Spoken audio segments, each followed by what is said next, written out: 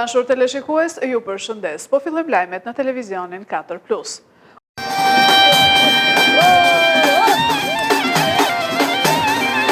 Për herë të tretë u organizua festa e Darësisë në njësinë administrative Ballagat, një aktivitet që mblodhi fermer, bizneset të zonës dhe qytetarë, me qëllim promovimin e produkteve dhe vlerave tradicionale të kësaj treve. Në panajër, fermerët dhe bizneset prezantuan produktet e tyre, si frutat të stinës dhe gatime tradicionale karakteristike të zonës. Vetë fermerët u shprehën se aktivitetet të tilla ndihmojnë në promovimin e prodhimeve vendase, por theksuan se nevojitet më shumë mbështetje nga pushteti vendor dhe i qendror, veçanërisht në drejtimin e përmirësimit të infrastrukturës. Për zonën tonë panajëria është shumë e rëndësishme. Promovojmë produktet e zonës. Është ndër vite që bëhet ky panajër dhe na ndihmon shumë, jo vetëm ne si biznes, po dhe njerëzit që promovojnë prodhimet e tyre vendas. Zona jonë tani frutikulturat janë pemtari.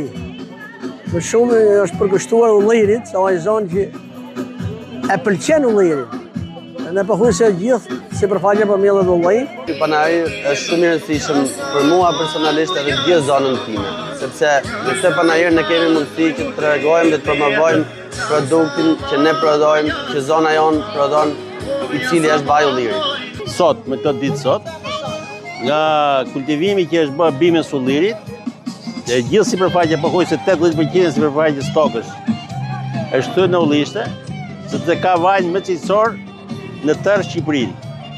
Ne kemi çdo gjë këtu. Na mungon infrastruktura, rruga, tjerat i bëjmë vetë. Çdo gjë bëhet këtu.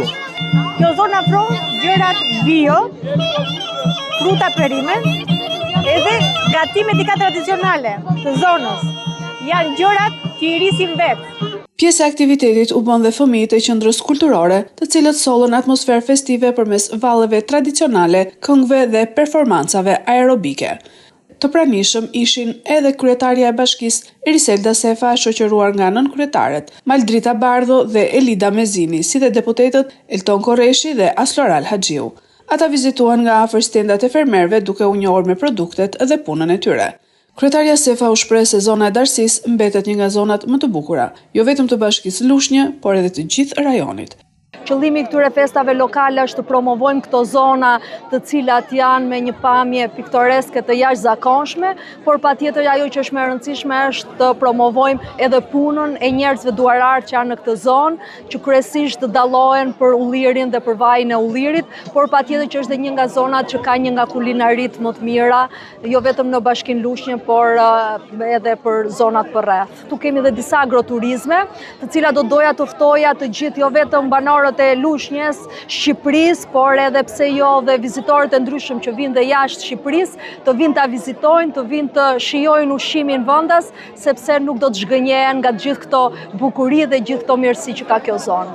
Aktiviteti u zhvillua në kodrën e Mollagjeçit, ku peizazhi natyror dhe atmosfera festive i dha një tjetër dimension këtij eventi, duke e kthyer atë në një festë të traditës, kulturës dhe promovimit të vlerave lokale.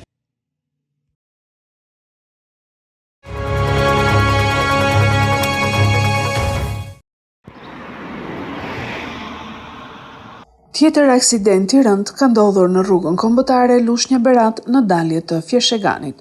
Një automjet i Benz ka goditur nga pas një motociklet në të cilin udhëtonte një turist në drejtim të Beratit. Nga përplasja e fortë, shtetësi i huaj, drejtuesi motocikletës, ka marrë dëmtime të shumta dhe ka përfunduar me urgjencë në spitalin e Lushnjës, ku e ka transportuar ambulanca dhe është nën kujdesin e mjekëve, por jashtë rrezikut për jetën.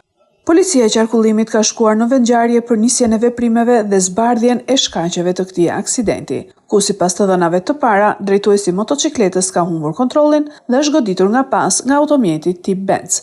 Gjithsesi do të jetë ekspertiza shkencore që do të përcaktojë shkaqet e aksidentit, ku mbeti i plagosur turisti 35 vjeçar.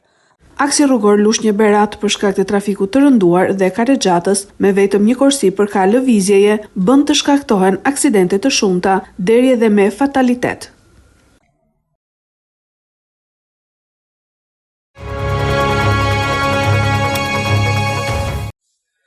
Kupa Pasardhësi në edicionin e saj të 5 mblodhi në Lushnjë talentet e vegjël të futbollit në një aktivitet sportiv. Turneu i organizuar nga Shoqata Kulturore Bektashiane në nder të ditëlindjes së Babamondit u zhvillua në aneksin e stadiumit Roza Haxhiu. Në këtë aktivitet morën pjesë 6 ekipe, ku 4 prej tyre ishin të grup moshës U11 dhe 2 të grup moshës U9. Në fushën e lojës u përballen ekipet Lushnja 1920, Apollonia Fier, Egnatia, Akademia Jekbaze Dushk, Akademia Lushnja U9 dhe Akademia Arnisa Lushnja. Përtej konkurrencës sportive, ky aktivitet synoi të promovojë frymën e bashkëpunimit, respektit dhe miqësisë mes fëmijëve. Në përfundim të turneut, të gjitha ekipet pjesëmarrëse u vlerësuan me nga një kupë, ndërsa çdo lojtar u pajis me medalje dhe certifikat pjesëmarrjeje. Kryetari i Shoqatës Kulturore Bektashiane Kujtimbaze u shpreh se aktivitetet të tilla sportive ndihmojnë në edukimin dhe formimin e fëmijëve, duke i afruar ata më shumë me sportin dhe me vlerat pozitive që ai përcjell. Sipas tij, këto iniciativa shërbejnë për të nxitur talentet e reja, por edhe për të krijuar një frymë bashkëpunimi dhe bashkëjetese mes të rinjve. Në rastin e ditëlindjes së Babamondit, kryegjyshit botror Bektashian, Shoqata Kulturore Bektashiane Lushnjë zhvillon një aktivitet sportiv me moton Sporti bashkon. Kjo kupë ka emrin Kupë Pasarsi dhe zhvillohet me ekipet U11 të Akademisë Lushnjë, të Fierit, të Egnatias dhe të Morrit.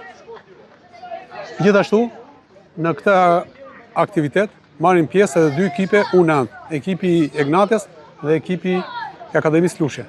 Qëllimi i aktivitetit është promovimi i vlerave sportive, i miqësisë dhe harmonisë midis njerëzit, forcimit të dashurisë ndaj njerëzit, ndaj sportit, që është një futbolli, siç e dimë, është sporti magjik dhe është sporti që i bashkon gjithë njerëzit.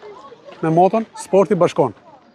Gjithashtu, në këtë aktivitet janë të ftuar dhe personalitetet e tjera, si kryetarja e bashkisë, zonja Seri Sefa, dhe ish sportistë si Jutmir Gazheli, David Gjyla, Orgest Baze, Erion Iljazi, Ledo Tallau, kemi edhe Ramadan Baballakun, kemi edhe tenorin e famshëm që këndoi dhe himnin, Gzim Xhaxhaj.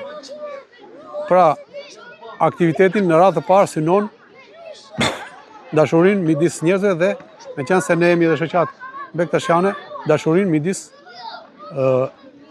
tokës dhe Zotit. Ky është edicioni i 5 i këtij aktiviteti Kupa Pasarsi dhe mendojmë që të jetë në vazhdim.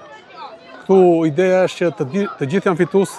Ne kemi programuar që gjithë ekipet pjesëmarrëse do të marrin një kupë, do të marrin medalje dhe certifikat dhe asnjëri nuk del humbje. Me këtë ne synojmë që të ringjallim traditat e hershme të sportit lushnjar, siç e dini, sporti lushnjar dhe futbolli pësoi një traumë, por këta brezat, sidomos U11 dhe U13, të Akademisë Lushnjës dhe Akademisë private premtojnë shumë për të ardhmen. Urojmë dhe 100 Babamondit, kryegjyshit tonë botror Bektashian, për një jetë sa më të gjatë dhe i urojmë suksese në punën e tij në kryegjyshatës botërore Bektashiane.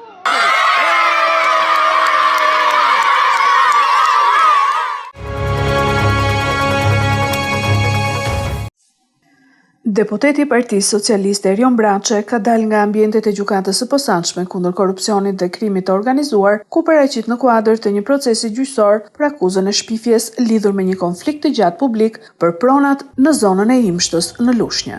Në një deklaratë për mediat, Braçe tha se çështja nuk është vetëm një debat politik apo publik, por sipas tij lidhet me një fakt penal të verifikuar, duke lënë në dorë të prokurorisë vendimin nëse do të nisë ose jo procedimin penal.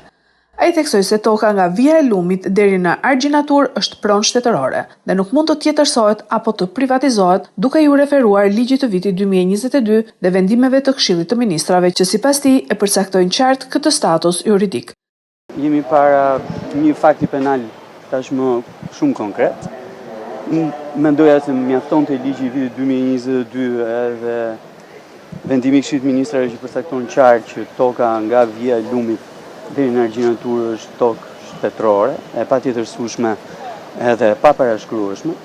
Po me që zotrinjtë në seancën që shkuan, insistuan në këtë pikë, dhe unë doja shumë që të vinin në këtë pikë, kam depozituar sot pranë gjykatës ligjet, pra aktet ligjore që nga viti 1958, e pastaj viti 94, 96, 2012, 2022, 2024, bashkë me vendimet respektive të Këshillit të Ministrave që përcaktojnë shumë qartë që nga ajo periudhë që toka nga Via e Lumit deri në Argjinatur është tokë e lumit, është tokë e shtetit, dhe natyrisht sa kohë që është tokë e tillë, as mund të tjetërsohet dhe as mund të parashkruhet.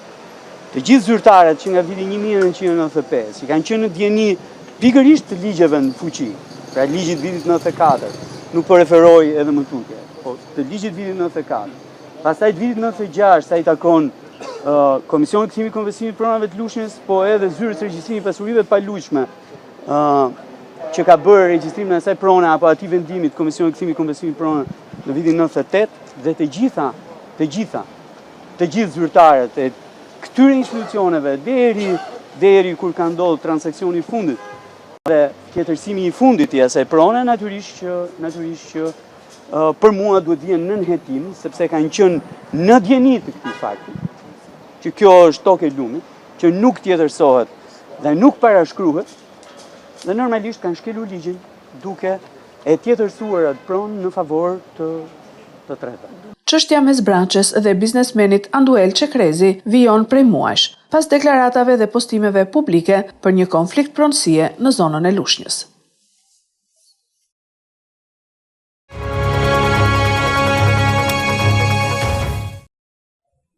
Ministri i Brendshëm Besfort Lamallari në deklaratën para gazetarëve u fokusua te masat e sigurisë për sezonin veror, luftën kundër krimit dhe sigurinë në shkolla. Ai theksoi se policia është në alert dhe po kryen kontrolle të shtuara në gjithë vendin, veçanërisht në zonat turistike, hotele, bare dhe restorante për të garantuar sigurinë gjatë sezonit të pushimeve.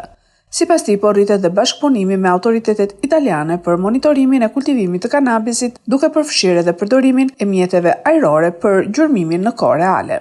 Në kuadër të veprimeve hetimeve paraprake të policisë së shtetit dhe agjencisë mbikëqyrjes policore, u bë e mundur goditja një rasti të dyshuar palishmërie, ku punonjës të policisë bëjnë palë me krimin, jo vetëm neglizhojnë bërjen e detyrës me përkushtim me sipas ligjit dhe me nder, por cënojnë dhe interesat kombëtare. E them këtë sepse Bregdeti nga veriu në jug, mbrojtja e territorit është pasuri kombëtare, i përket qytetarëve shqiptar, dhe nuk mund kushdo që mendon se interesat vetjake mund të heshtohen nga përmasat e një bashkie apo në kuadër një çështje lokale, e ka shumë gabim.